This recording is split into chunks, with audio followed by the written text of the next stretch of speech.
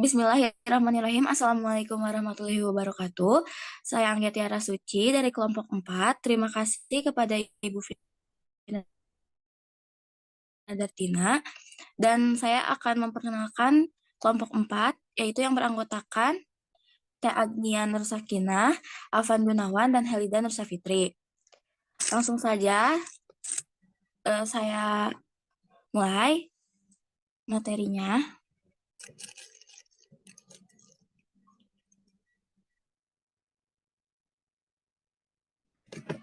Next slide.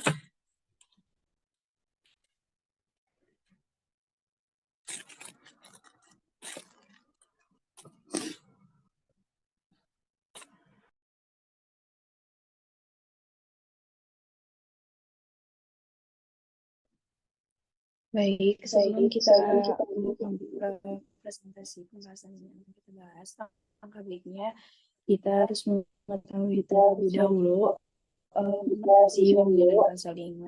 Komunikasi dalam bimbingan dan konseling ini memegang peranan yang sangat besar terhadap perjalanannya konseling, di mana komunikasi ini akan memberikan kemudahan untuk konselor untuk memberikan layanan bimbingan kepada konseling.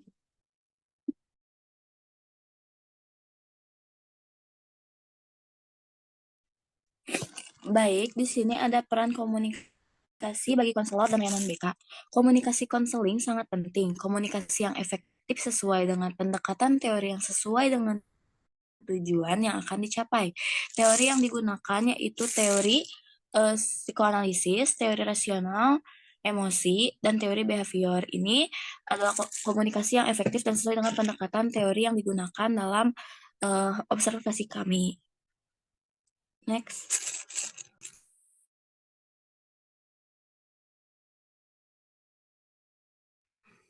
Baik, di sini saya akan menjelaskan peran komunikasi verbal dan nonverbal.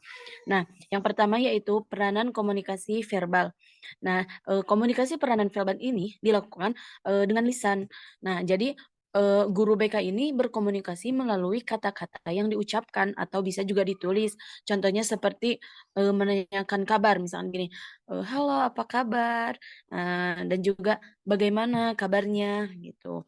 Nah, hal ini tuh bisa melibatkan pertukaran informasi, pertanyaan, penjelasan, atau juga diskusi terkait masalah atau tujuan yang ingin dicapai dalam pembicaraan tersebut.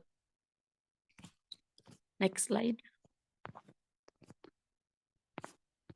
Nah, di sini ada peran komunikasi nonverbal. Komunikasi nonverbal ini terbagi sebenarnya banyak. Di sini hanya dijelaskan 4. Yang pertama kontak mata. Nah, kontak mata ini menjaga kontak mata yang dapat yang tepat dengan klien, dapat menunjukkan perhatian dan ketertiban emosional. Nah, yang kedua ada ekspresi wajah. Nah, ekspresi wajah ini responsif gitu, dapat membantu klien merasa didengarkan, dipahami gitu, dan juga diterima seperti mengekspresikan rasa sedih, senang gitu, bingung atau berempati tergantung cerita si konseling tersebut gitu. Nah, yang ketiga ada bahasa tubuh. Bahasa tubuh yang dilakukan oleh konselor ini yaitu bahasa tubuh yang terbuka seperti posisi tubuh yang menghadap klien gitu, gerakan yang lembut dan sikap yang ramah dapat menciptakan atmosfer yang nyaman dan mendukung gitu.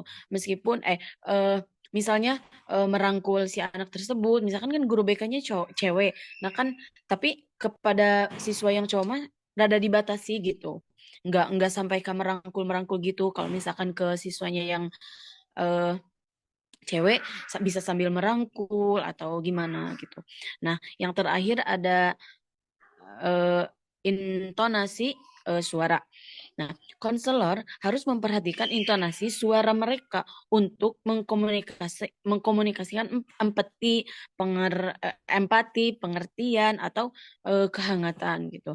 Yang tentu kombinasi komunikasi verbal dan nonverbal yang efektif dapat memahami dan juga membangun hubungan yang baik antara konselor dan konseling tersebut. Nah, komunikasi yang baik juga membantu konselor memahami dan menginterpretasikan informasi dengan lebih akurat gitu, sehingga memungkinkan si perkembangan solusi ini tepat dan juga proses perubahan yang efektif dalam bimbingan dan konseling.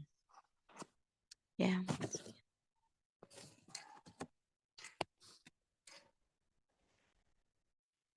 Baik, selanjutnya yaitu kompetensi komunikasi intrapersonal konselor.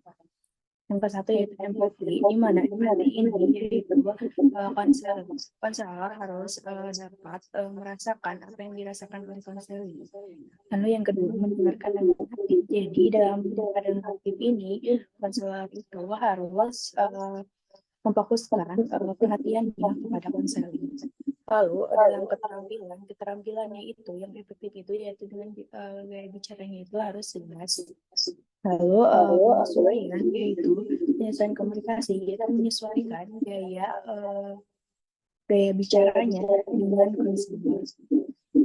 Lalu mengelola emosi, konselor harus mengelola emosi dari dirinya sendiri. Jangan sampai masalah pribadi konselor ini dapat mempengaruhi menghambat terjadinya komunikasi antar dalam membangun konseling ini. Lalu menggunakan teknik komunikasi reflektif ini yaitu dengan menggunakan pikiran dan pandangan dari klien. Lalu kesadaran diri. Kesadaran diri ini jadi si konselor ini harus mengelola pengaruh dari pribadinya seperti misalnya ketika misalnya itu konselor ini yang mempunyai masalah pribadi lalu dibawa dalam konselingnya. Semua kompetensi ini saling terkait dan saling mendukung. Jadi kompetensi ini saling terkait dan saling mendukung satu sama lain dalam akan menumbuhkan rasa kepercayaan dan akan memfasilitasi perubahan dari klien dengan positif. Lalu komunikasi organisasi BK guru BK menurut Ibu Dedeh bahwa dalam komunikasinya itu mempunyai beberapa pastinya berbeda ya dari antara komunikasi dengan guru BK ya sama guru BK, komunikasi dengan wali kelas dan komunikasi dengan kepala sekolah. Nah, untuk komunikasi dengan guru BK itu menggunakan bahasa formal, bahasa biasa saja, terus bahasa sehari-hari. Untuk wali kelas, bahasa non formal juga, bahasa sehari-hari seperti apa. Terus kalau misalnya kepala sekolah ini menggunakan bahasa formal seperti itu. Tetapi pada dasarnya komunikasi organisasi internasional stakeholder itu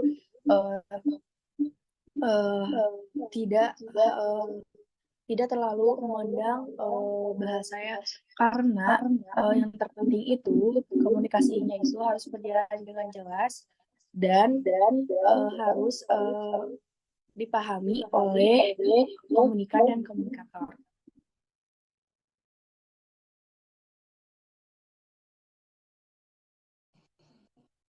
Baik, sekarang ada media komunikasi yang digunakan oleh konselor dalam layanan BK. Jadi media yang digunakan yaitu bisa digital ataupun non-digital seperti HP, laptop, komputer, kertas, papan tulis yang sebagai perantara penyampaian guru BK, baik itu meliputi materi, tugas, tes, dan sebagainya.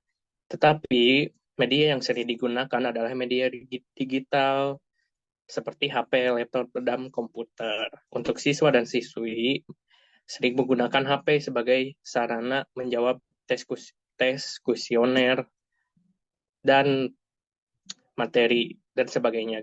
Untuk guru biasanya menggunakan laptop atau komputer untuk menyiapkan tes kuesioner dan materi tersebut. Untuk media paparan materi, biasanya guru BK menerangkan secara langsung di kelas bisa oleh infografis atau PowerPoint gitu. Next. Nah, di sini ada hasil observasi konseling. Di sini itu berdasarkan pengamatan kami, di sana itu ibu guru BK itu yang sedang mengkonseling itu adalah Ibu Ondawati yang sedang melakukan bimbingan kelompok. Tetapi bisa dilihat bahwa di situ itu keadaan konseling itu secara berhadap-hadapan langsung gitu. Meja dan kursinya juga saling berdekatan sehingga menimbulkan kesan seperti diinterogasi gitu. Jadi tetap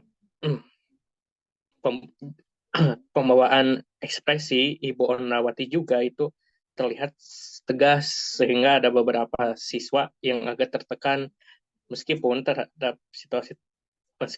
ibunya tersebut sering senyum ramah terhadap murid yang dikonseling. Jadi pembawaannya tegas, tetapi ibunya juga dalam ketegasan itu murid tersebut gitu. Next. Nah, berikut ada lampiran-lampiran. Yang pertama ada foto bersama guru BK. Di SMPN 2 Jatinangor itu ada 5. Yang di sana itu semuanya cewek semua gitu. Yang kedua ada ruang BK. Dan yang ketiga ada foto pada saat tadi konseling kelompok. Dan untuk kesimpulannya, komunikasi dalam bimbingan dan konseling merupakan aspek yang penting yang mempengaruhi keberhasilan proses interaksi konseli dan konselor. Ada beberapa poin yang menentukan keberhasilan komunikasi seperti yang sudah dijelaskan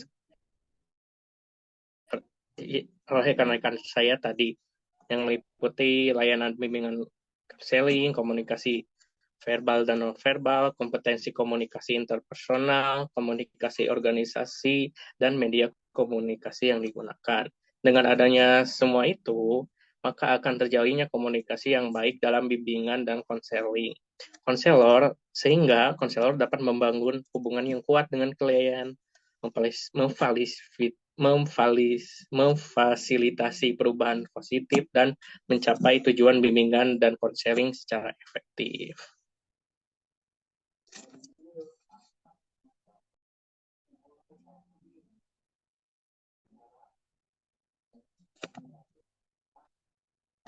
Ya.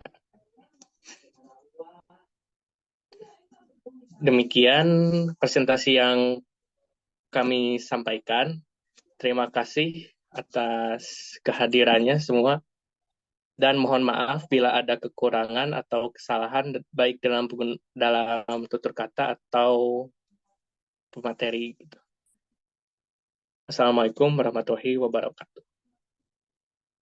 Waalaikumsalam. Warahmatullahi wabarakatuh.